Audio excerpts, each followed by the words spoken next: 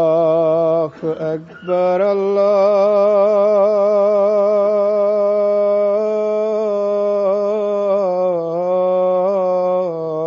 الله أكبر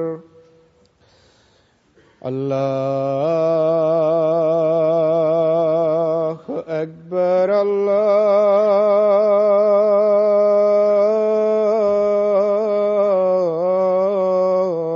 الله أكبر أشهد أن لا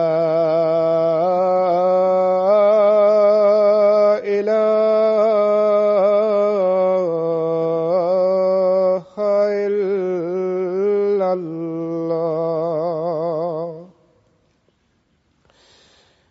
أشهد أن لا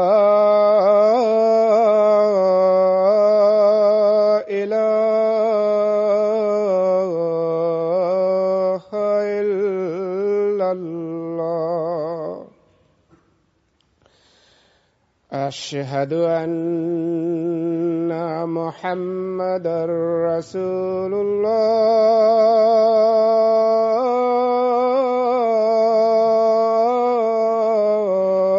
الله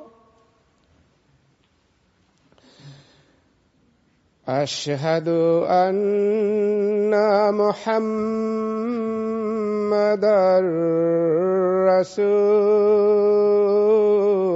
رسول الله حي على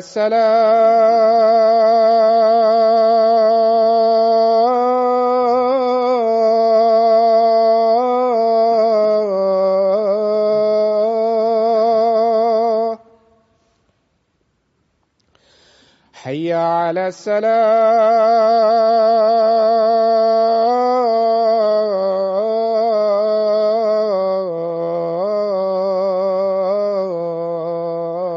الصلاة حي على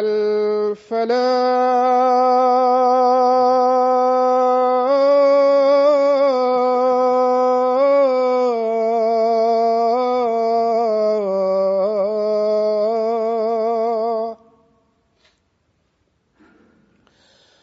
حي على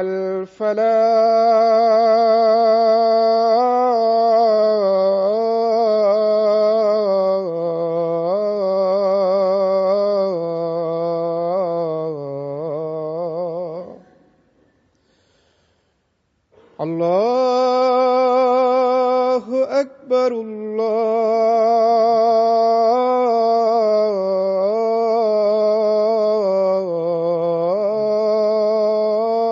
الله أكبر لا إله إلا الله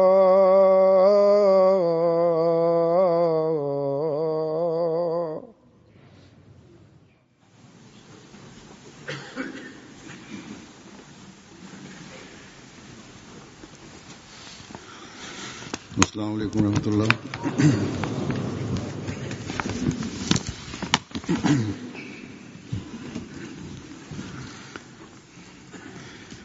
أشهد أن لا إله إلا الله وحده لا شريك له وأشهد أن محمدًا عبده ورسوله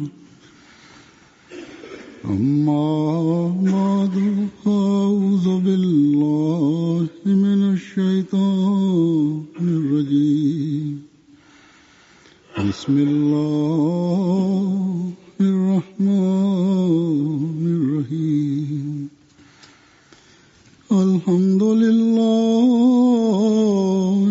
رب العالمين الرحمن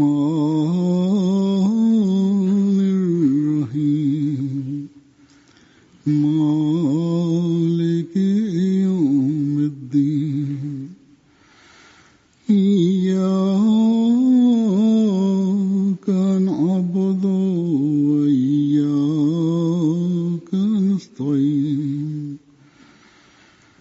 اهدنا الصراط المستقيم صراط الذين أنعمت عليهم غير المغضوب عليهم ولا الضالين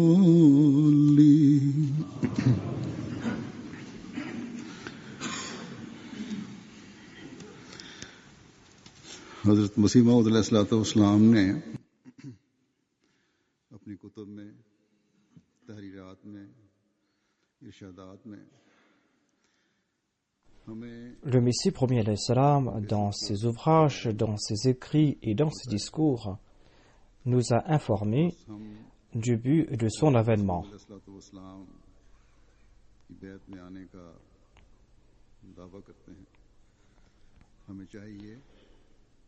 Et nous qui disons avoir prêté allégeance au Messie premier alayhi salam, nous devons à tout instant avoir en tête les objectifs de son avènement. Nous devons avoir en tête les objectifs de son avènement afin que nous puissions être de ceux qui sont en réalité parmi ses véritables suivants.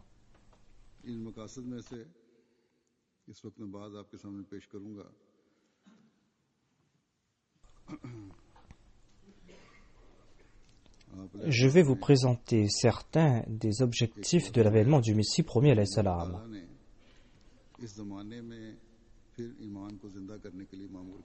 Par exemple, il déclare qu'Allah m'a envoyé à notre époque afin de ranimer la foi et afin que la certitude des gens en Dieu grandisse davantage, afin qu'ils aient cette certitude que Dieu existe, que Dieu exauce les prières et qu'il récompense les bonnes œuvres et qu'il punit ceux qui sont coupables de mauvaises actions.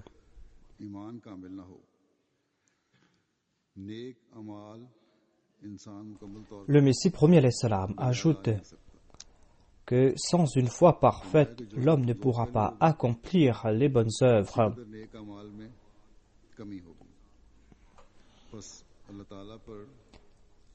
Tant que perdureront les lacunes, les bonnes œuvres seront déficientes. Ainsi, les prophètes viennent de la part de Dieu, afin de faire naître cette foi et cette certitude parfaite en Dieu. Et c'était là un des objectifs principaux de l'avènement du Messie premier alayhi salam. Il est venu afin de dissiper les lacunes et afin de parfaire la foi. Voilà en bref certains des dires du Messie premier alayhi salam, des paroles du Messie premier alayhi salam que j'ai paraphrasées ici. En tout cas, comment se débarrasser de ses faiblesses et comment parfaire sa foi? Le Messie premier alayhi salam nous a expliqué cela en détail et il nous a fait comprendre que cela ne va pas se faire uniquement en lui ayant prêté allégeance. Pour cela, il faudra faire des efforts constants. Voilà le principe énoncé par Dieu. Allah déclare وَالَّذِينَ جَاهَدُوا فِينَا لَنَهْدِيَنَّهُمْ سُبُلَنَا.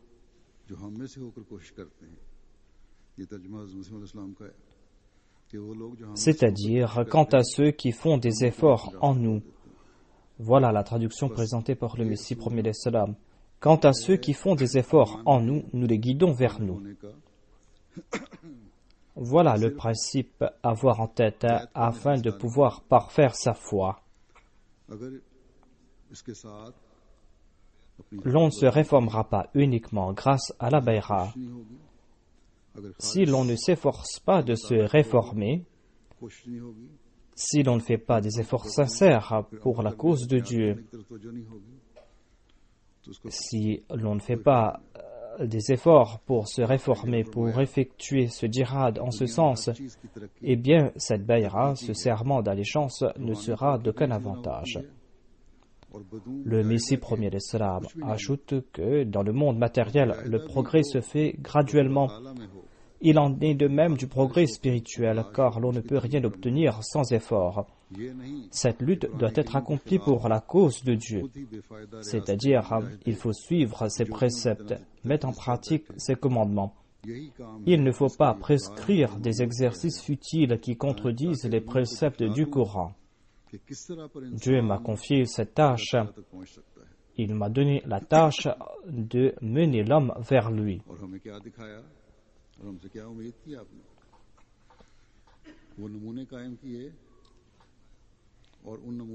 Qu'est-ce que le Messie promet l'Islam nous a-t-il montré à ce sujet? Quelles sont ses attentes à notre sujet? Il a laissé son exemple à lui tout en nous encourageant à suivre l'exemple de son maître, le saint prophète Mohammed Mustafa sallallahu alayhi wa sallam. Des exemples concernant l'ibadah, concernant la compassion. Et ses compagnons ont eux aussi fait des efforts pour suivre ces exemples.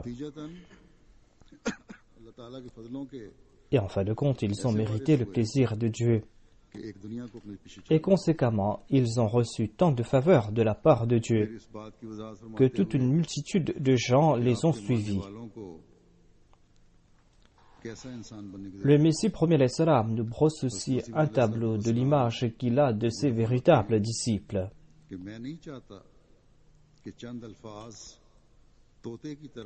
Il déclare à ce sujet: je ne désire pas qu'au moment du serment d'allégeance, se contente de répéter quelques paroles, à l'instar d'un perroquet. Cela n'est d'aucun avantage.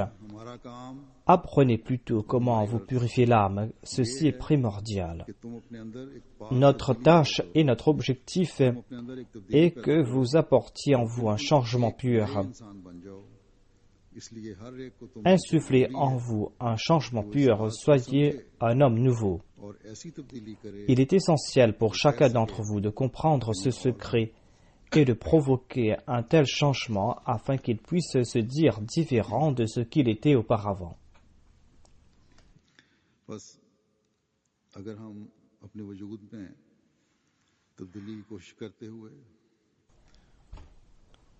Ainsi, si nous n'essayons pas d'apporter en notre personne des changements purs, et si nous n'essayons pas de nous réformer, si nous n'essayons pas de nous distinguer des autres, eh bien, selon les dires du Messie premier l'Islam, notre bayra, notre serment d'allégeance ne servira à rien. En évoquant le but de son avènement, le Messie premier l'Islam dit encore: le but de ma mission est de transmettre ce message à l'humanité, de faire connaître à l'humanité que la vraie religion, celle-là même qui plaît à Dieu, est celle qui est présentée par le Saint-Coran.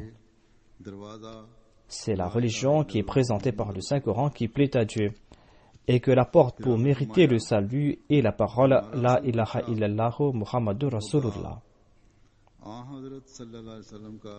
Le Messie premier l'Islam dit aussi: mon seul désir et ma seule vocation sont de prouver la gloire du saint prophète Mohammed Mustafa sallallahu alayhi wa sallam et d'établir sa prééminence.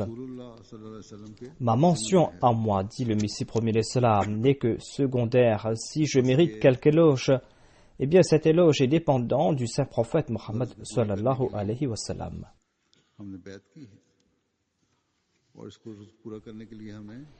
Ainsi, nous avons prêté allégeance au Messie premier l'Islam afin d'atteindre cet objectif. Et pour cela, il est important pour nous de connaître le Saint-Coran, afin que nous puissions le traduire dans la pratique, afin que nous puissions répandre ses enseignements. Car le salut de l'humanité réside dans les paroles La ilaha illallah Muhammadur Rasulullah. Ainsi, nous devons informer le monde qu'il doit se réunir sous la bannière de ces paroles La ilaha illallah Muhammadur Rasulullah. C'est en se réunissant sous cette bannière que le monde pourra mériter le salut. En évoquant l'objectif de son avènement, le Messie premier l'Islam a déclaré: Dieu a décrété que l'islam doit être supérieur à toute autre religion et il m'a envoyé pour atteindre cet objectif. Et moi, j'ai été envoyé à l'instar des prophètes du passé. En évoquant l'objectif de sa mission, il déclare « Dieu m'a envoyé afin que je puisse prouver la supériorité de l'islam sur toute autre religion, grâce à des preuves éclatantes et grâce à des arguments irréfutables. »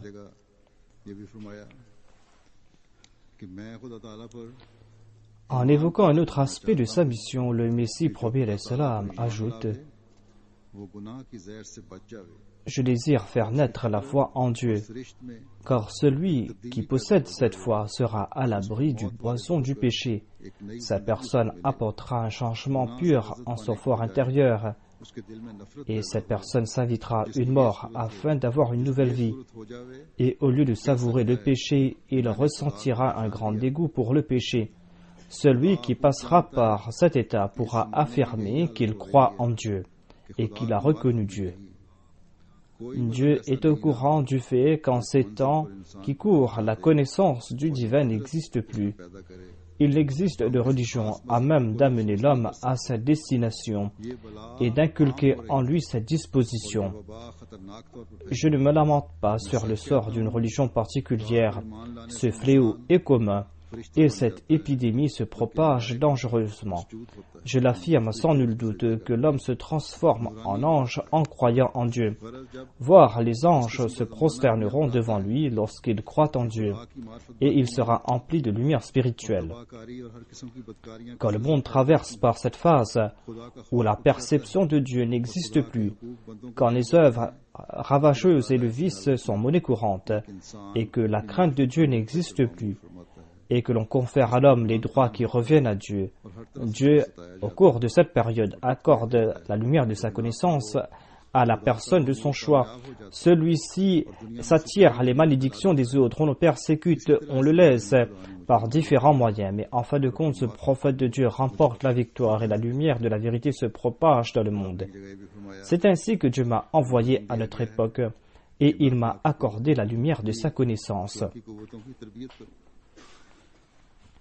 Le Messie premier l'Islam ajoute « J'ai reçu l'ordre de renforcer les forces morales. » À une occasion, quelqu'un lui a posé cette question, à savoir « Quel sera le résultat de votre déclaration ?»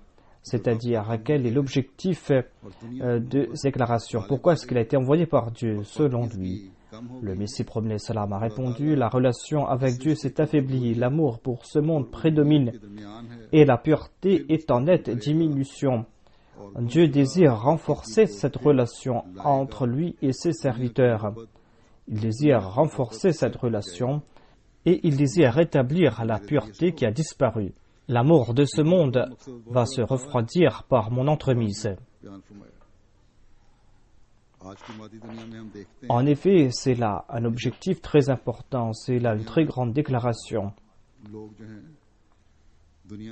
Le Messie premier l'Islam nous explique que l'humanité est plongée dans le matérialisme et le monde a oublié Dieu complètement, Dieu qui est son créateur. Et quant à ceux qui en apparence revendiquent croire en Dieu ou avoir quelque notion de la religion, ces personnes n'ont en réalité aucune certitude en l'existence de Dieu.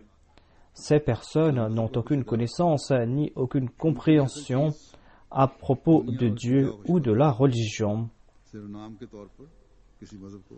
Leur but est ce monde, leur but est le faste de ce monde. Ils sont croyants de nom uniquement. Vu cette situation, certainement la déclaration faite par le Messie premier l'Islam est très grande, très importante, mais le Messie premier l'Islam avait une grande certitude en l'existence de Dieu et une confiance inébranlable qu'il atteindra son objectif. Voilà ce qui découle de l'assurance qu'il y a dans ces paroles. Mais ces paroles, ces déclarations et le but de son objectif, tout cela sont là pour nous rappeler qu'en ayant adhéré à cette Jamaat en personne, nous avons lu tout cela et c'est pour cette raison que nous avons adhéré à cette Jamaat où nos aïeux, nos parents ont accepté cette Jamaat et nous avons profité des faveurs de nos parents et de nos aïeux qui ont embrassé l'Ahmadiyya. Ces objectifs pour lesquels nous ou nos aïeux ont accepté l'Ahmadiyya ont certaines exigences.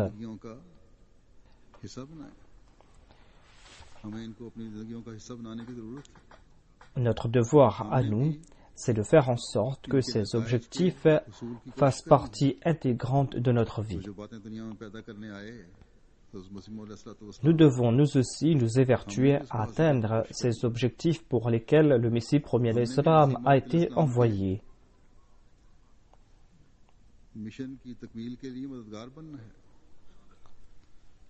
Nous devons nous aussi aider le Messie premier alayhi salam à achever sa mission.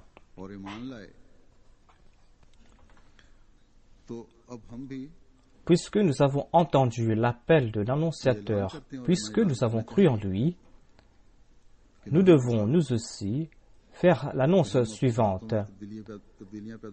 L'annonce qui dit « Nahnu ansarullah », que nous sommes les aides d'Allah. C'est-à-dire que nous allons apporter en nous des changements et que nous allons diffuser ce message et que nous allons tenter de compléter la mission pour laquelle le Messie premier alayhi salam a été envoyé.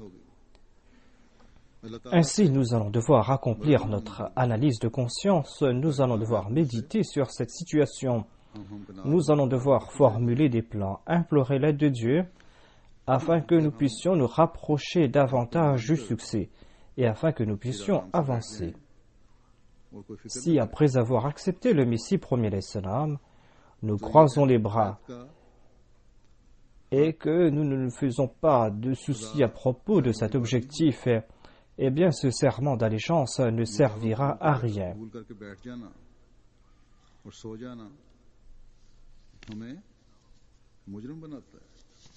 Nous serons coupables si après avoir accepté le Messie premier alayhi salam, nous croisons les bras et si nous sombrons dans un sommeil profond.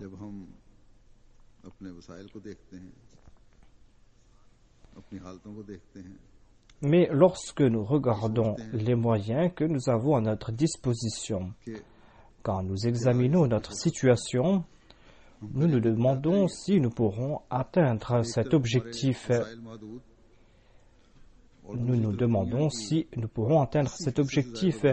Que pouvons-nous faire? D'une part, nos moyens sont limités et d'autre part, plus de 80% de la population mondiale n'est pas intéressée par la religion.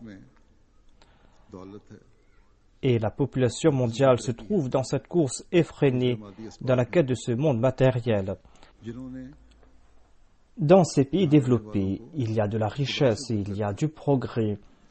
Il y a d'autres intérêts matériels qui éloignent les gens d'ici de Dieu.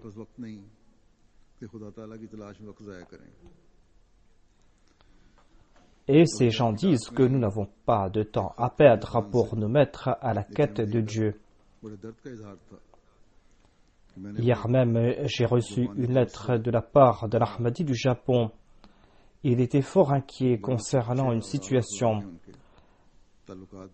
Il a dit qu'il a raconté à un ami japonais, et les Japonais, comme on le sait, sont fort courtois. Il a dit qu'il a de très bonnes relations avec cet ami japonais. Lorsqu'il lui a dit que prie pour qu'Allah te guide dans la bonne direction, son ami lui a répondu que je n'ai pas de temps pour me mettre à la recherche de ton Dieu. Je n'ai pas de temps pour lui demander la direction. Moi, je suis très occupé. Voilà la situation du monde. Voilà la situation de ces peuples qui se disent avancés.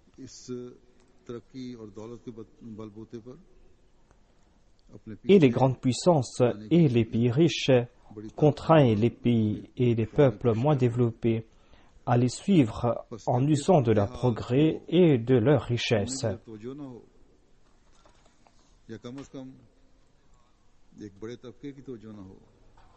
Puisque la situation est ainsi, puisque personne n'est prêt à nous écouter, et puisqu'une grande majorité des gens n'est pas prête à nous écouter, Et puisque tout le monde essaye de faire main basse sur toutes les richesses possibles et sur tous les biens matériels possibles, et comme je l'ai dit auparavant, nos moyens à nous sont très limités. En une telle situation, comment pourrons-nous combattre l'emprise du Dajjal, de la tromperie et du matérialisme? Apparemment, il nous est impossible de faire reconnaître à la majorité des hommes l'existence de Dieu. Apparemment, il est impossible pour nous de leur faire reconnaître la grandeur du saint prophète Mohammed sallallahu alayhi wa sallam. Mais le Messie premier alayhi salam affirme, et il persiste avec véhémence, qu'il a été envoyé pour cet objectif et que cela va se faire, Inch'Allah. Ainsi, en raison de cette revendication du Messie premier alayhi salam, et puisque nous lui avons prêté allégeance, nous annonçons nous aussi, on peut le faire ouvertement ou pas, mais le fait que nous ayons prêté allégeance au mains du Messie premier alayhi salam nous pousse à annoncer Nahnu Ansarullah, que nous sommes les aides d'Allah, que nous allons soutenir la foi de Dieu et que nous allons le faire, Inch'Allah.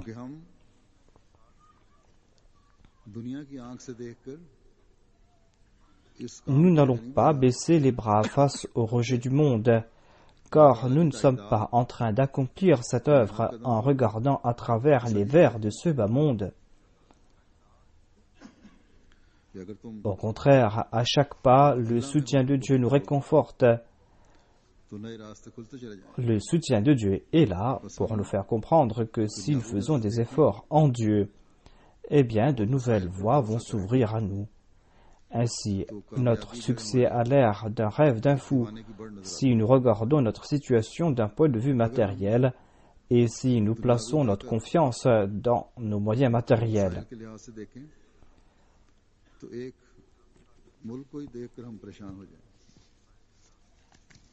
La situation d'un seul pays suffira pour nous inquiéter si nous examinons notre situation d'un point de vue matériel et par rapport à nos moyens.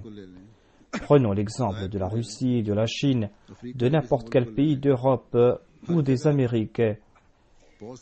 Prenez une île quelconque, prenez n'importe quel pays d'Afrique.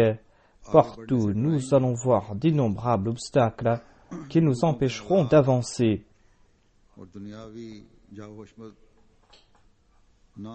La situation de ces pays, le faste de ce monde, n'était pas en notre faveur quelques décennies de cela, et la situation de ces pays et les fastes de ce monde ne sont pas en notre faveur aujourd'hui non plus. Mais c'est là l'œuvre de Dieu, et cette œuvre est en train de s'accomplir, et cela se fait par la grâce de Dieu.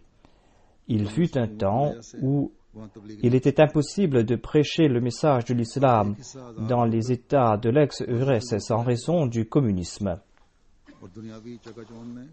Aujourd'hui, certains de ces pays se sont libérés du communisme, mais se sont éloignés de la religion et ont été aveuglés par l'éclat éphémère de ce bas monde.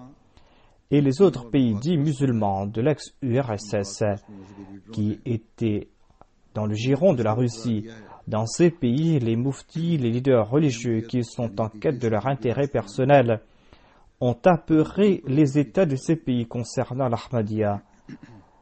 Et ainsi, ils ont placé des obstacles sur la voie de l'Ahmadiyya, l'islam véritable. Ils ont mis des restrictions sur la Jamaat et ils ont apeuré les Ahmadis de là-bas, ils les ont menacés et certains ont été emprisonnés. Et ici, en Occident, le matérialisme a atteint son apogée. Il y a toutes sortes d'infamies et d'indécences qui jouissent de la protection de la loi. L'indécence et la turpitude pour lesquelles Dieu avait détruit tout un peuple jouissent aujourd'hui de la protection de la loi au nom de la compassion. Voyez l'exemple de la Chine. Personne n'est intéressé par la religion là-bas. Il y a une course effrénée vers le matérialisme dans ce pays. Et la Chine est devenue une grande puissance économique. Le Japon est aussi un pays très développé. C'est un pays qui a fait de grands progrès technologiques, des progrès extraordinaires. La majorité des gens de ces pays sont loin de la religion et se sont empêtrés en ce bas monde. J'ai cité l'exemple de quelqu'un qui a dit qu'il n'a pas le temps de se soucier de Dieu, que Dieu nous en préserve. C'est là l'opinion de la majorité des habitants de ce pays. Ils nous demandent, il est comment ce Dieu? Quel est ce Dieu? Certes, les Japonais ont un très grand sens éthique et moral, mais le matérialisme les a éloignés complètement de leur religion. Les Japonais disent que leur religion traditionnelle est le shintoïsme. Mais en réalité, c'est une fusion étrange de shintoïsme, de christianisme et de bouddhisme qui est pratiquée dans ce pays. Dans la pratique, différentes religions jouent des rôles différents à différentes étapes de la vie, telles que la naissance et la mort.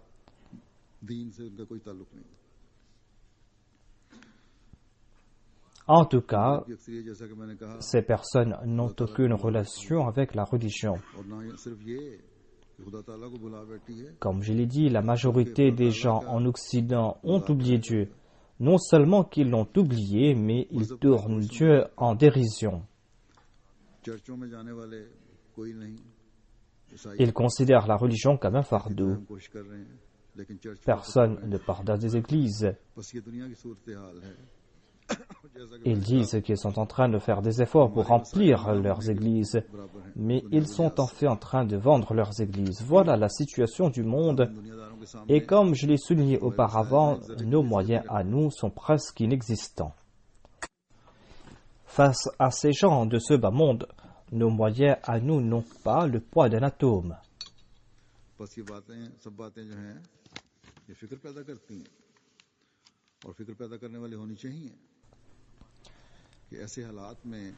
Tout cela génère de l'inquiétude et il doit en être ainsi. En une telle situation, comment faire avancer la mission du Messie premier alayhi salam? Dieu qui a envoyé le saint prophète Mohammed Mustafa sallallahu alayhi wa sallam pour l'humanité tout entière. Il a aussi envoyé à notre époque le serviteur parfait du saint prophète Mohammed paix soit lui, le Messie premier alayhi salam. Ce Dieu nous a dit de chercher la voie qui mène à lui en pénétrant en lui. Comment allons-nous chercher cette voie qui mène à lui? Il déclare à ce sujet, Ya ayyuhalladhina amanu sta'inu bis-sabri was-salat inna Allaha ma'as-sabirin. Ô vous qui croyez, demandez l'aide d'Allah avec patience et dans la prière, assurément Allah est avec les endurants.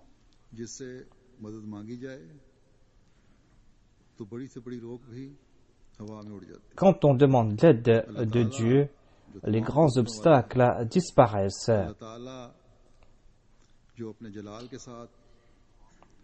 Dieu est la source de toute puissance.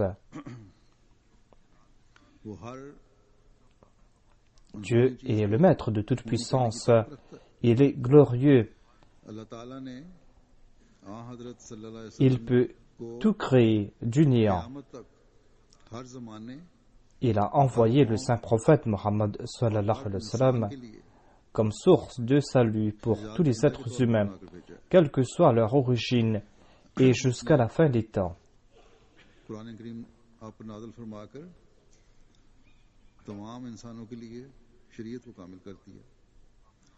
Dieu a révélé le Saint-Coran au Saint-Prophète Mohammed paix soit lui et a offert ainsi pour l'humanité tout entière une loi parfaite. Le Saint-Coran qui offre une solution à toute difficulté ayant trait à la religion et à ce bas monde, et cela va durer pour toute époque.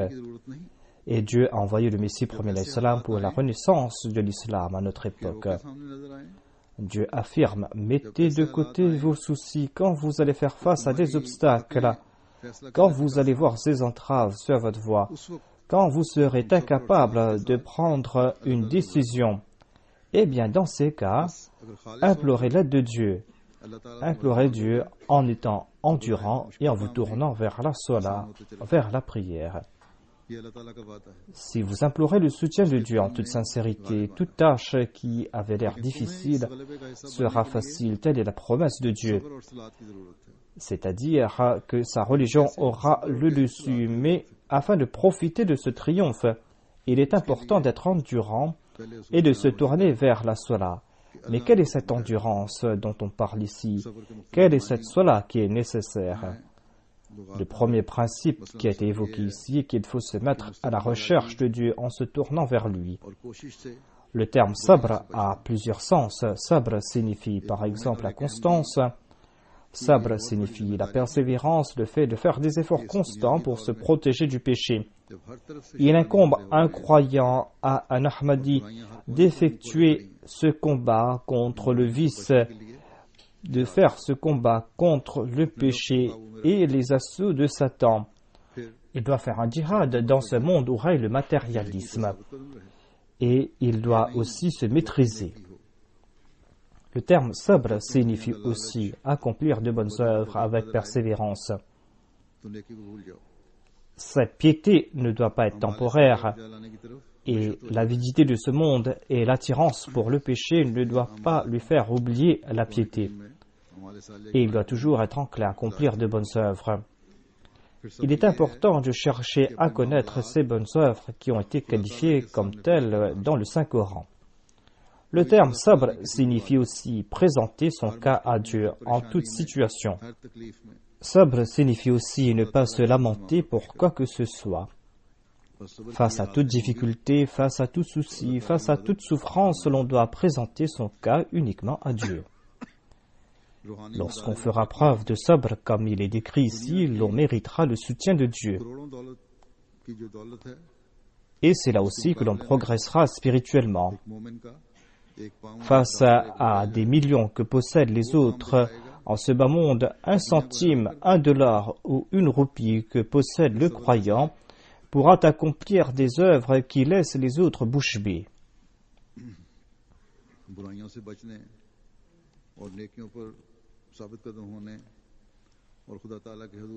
Et il faut aussi de manière constante éviter le péché et suivre la voie de la piété et présenter son cas tout le temps à Dieu. Allah déclare que la salat est aussi importante. La salat a plusieurs significations. La salat signifie par exemple les 5 prières quotidiennes. Le conseil qui a été donné ici est que le croyant doit chercher l'aide de Dieu dans la prière et respecter les exigences de la prière. La patience portera ses fruits lorsque l'on va se consacrer entièrement à la salat, à la prière. Cela signifie aussi attirer la grâce de Dieu. Cela signifie aussi accomplir l'istighfar, se repentir. Il est aussi important de se consacrer aux supplications en sus des 5 prières quotidiennes.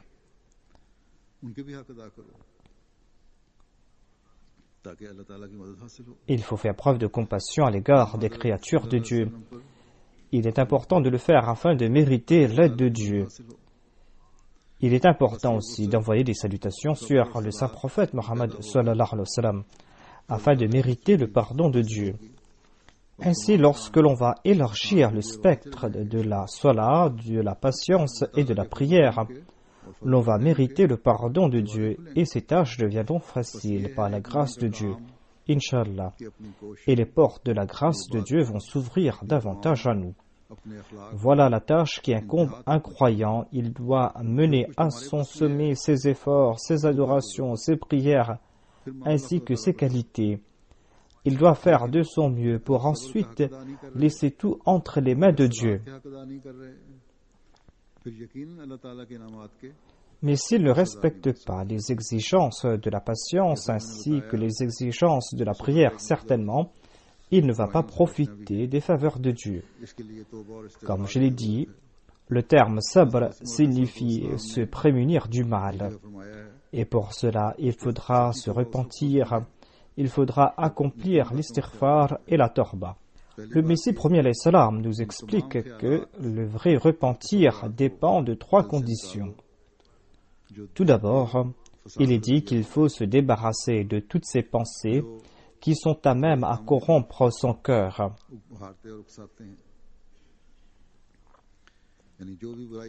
Des pensées qui vous poussent à commettre des péchés et qui vous poussent en ce sens.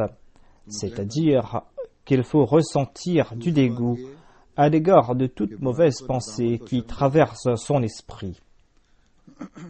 Deuxièmement, il faut avoir du remords et ressentir de la honte à l'égard des péchés que l'on a commis dans le passé.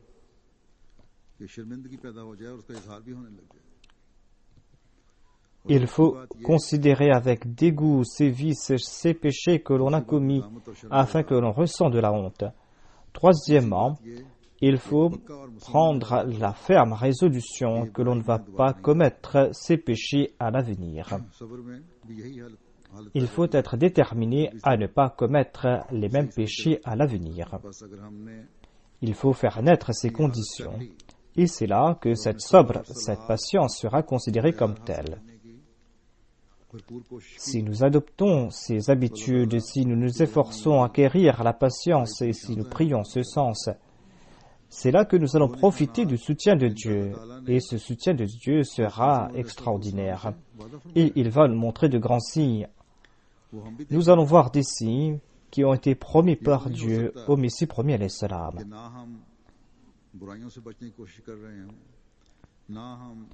Mais si nous n'évitons pas les péchés et si nous ne marchons pas sur la voie de la piété, si nous n'avons pas compris l'esprit derrière la mission du Messie premier alayhi salam, et si nous ne nous tournons pas vers Dieu pour nos affaires, et si nous n'assumons pas nos responsabilités envers les créatures de Dieu, et si nous n'envoyons pas des salutations sur le saint prophète Mohammed sallallahu alayhi wa sallam, des darouds, des salutations grâce auxquelles nous allons nous rapprocher de Dieu, si nous ne respectons pas les exigences de la prière, nous ne pourrons pas attendre que nous pourrons réunir le monde sous la bannière de l'islam, que nous pourrons atteindre ces objectifs pour lesquels le Messie premier alayhi salam a été envoyé.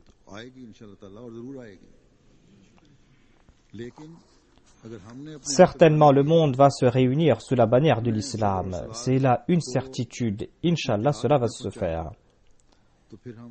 Mais si nous n'avons pas rempli nos devoirs et si nous n'avons pas poussé à leur sommet notre patience et nos salahs, nous ne pourrons pas profiter de cette victoire. Ainsi, nous devons accomplir nos devoirs. Nous informons les autres qu'un jour, nous allons triompher. Au cours de mon dernier voyage, un journaliste en Nouvelle-Zélande m'a posé cette question. Il m'a dit, vous êtes très peu en nombre ici, pourquoi avoir bâti une mosquée? Auparavant, vous aviez une salle ici. Et je lui ai répondu qu'aujourd'hui, nous sommes certes peu en nombre, mais grâce aux enseignements que nous a offerts le Saint-Coran, Inch'Allah, un jour, nous serons en grand nombre. Et ici, nous n'aurons pas besoin d'une seule mosquée, mais nous aurons besoin de plusieurs mosquées. Il est important de faire des efforts partout, il est important de faire son introspection. Mais je dois ajouter que malheureusement, à mon grand regret, on n'est pas vigilant à l'égard de la prière comme on devrait l'être. On n'est pas vigilant à l'égard de l'adoration et concernant les efforts que l'on doit faire pour établir cette relation avec Dieu. Hier ou avant-hier, une dame est venue me rencontrer, elle pleurait à chaudes larmes.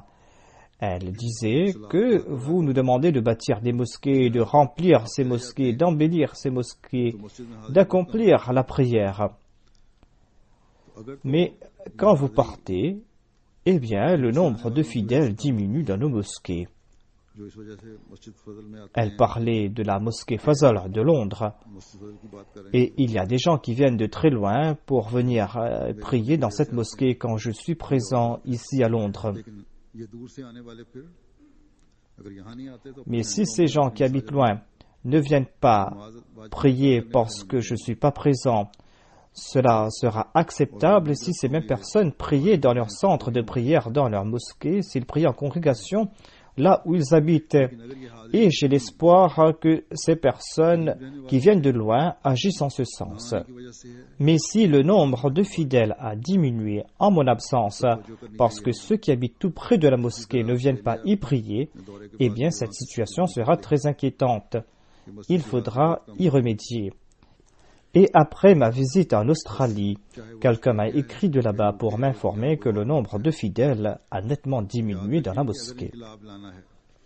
Que ce soit en Australie ou au Royaume-Uni ou ailleurs, dans tout autre pays, sachez que si nous voulons apporter une révolution, si nous voulons assumer nos responsabilités, qui sont d'accomplir, de parachever la mission du Messie premier l'Islam, si nous voulons atteindre ces buts, si nous voulons respecter les exigences du serment d'allégeance, nous allons devoir remplir ces mosquées, pas de temps en temps, mais de manière permanente. Nous allons devoir apporter un changement pur en nous. Nous allons devoir rehausser la norme de nos ibadah, de nos actes d'adoration. Nous allons voir ces signes lorsque nous allons remplir les exigences de la salat, de la patience, lorsque nous allons sacrifier notre âme sur la voie de Dieu. Et lorsqu'on va se maintenir sur la voie de l'unicité de Dieu, lorsqu'on va agir ainsi, c'est là que l'on verra l'application du décret de Dieu, « Inna Allaha ma'as sabirin ». Allah lui-même viendra en personne nous accorder son soutien. Et les peuples de ces pays où règne le matérialisme se tourneront vers Dieu. Et Dieu bénira nos œuvres et le monde reconnaîtra le statut véritable du saint prophète Mohammed sallallahu alayhi wa sallam. Et le monde viendra se réunir sous sa bannière. L'unicité de Dieu sera établie. Et quant à ceux qui rejetaient l'existence de Dieu, ils vont se consacrer à son adoration. Qu'Allah fasse que nous puissions remplir nos devoirs et que nous puissions voir ces signes. Après les prières, je vais diriger la prière funéraire du docteur Bashiruddin Osama Saheb des États-Unis. Il est décédé le 2 novembre dernier à l'âge de 82 ans. Inna lillahi wa inna ilayhi raji'un. Il avait accepté l'Ahmadiyya en 1955 et il était parmi les premiers Ahmadis d'origine afro-américaine. Il était très régulier dans ses prières. Il était un Ahmadi très loyal et fidèle. Il était fidèle envers le califat. Il se consacrait aux prières. C'était une personne très passionnée, mais très humble et doux de nature. Il a eu l'occasion de visiter Rabwa. À l'époque du deuxième calife, il a rencontré le deuxième calife et il a rencontré aussi le troisième calife. Et il a rencontré à plusieurs reprises le quatrième calife. Il avait un très grand amour pour lui. Et le calife avait une relation spéciale avec lui. Il avait effectué le pèlerinage à la Mecque en compagnie de sa femme. Il a été le Naib Sadr de la Jamaat de Cleveland depuis les 20 dernières années. Il aimait servir l'humanité, en particulier ses frères afro-américains. Dans les années 50, il avait écrit une brochure sur la vie du saint prophète Mohammed paix soit lui. Il était dentiste de profession.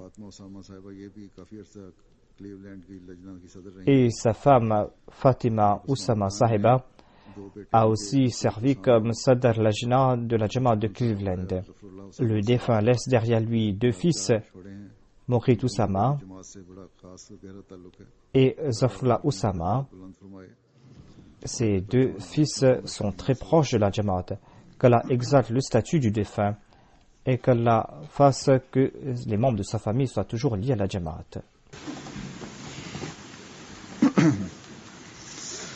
Alhamdulillah, nahmaduhu wa nasta'inuhu wa nastaghfiruhu ونؤمن به ونتوكل عليه ونعوذ بالله من شرور أنفسنا ومن سيئات أعمالنا من يهده الله فلا مضل له ومن يضلل فلا هادي له ونشهد أن لا إله إلا الله ونشهد أن محمدا عبده ورسوله عباد الله رحمكم الله إن الله يأمر بالعدل والإحسان وإيتاء ذي القربى وينهى عن الفحشاء والمنكر والبغي يعظكم لعلكم تذكرون اذكروا الله يذكركم وادعوه يستجب لكم ولذكر الله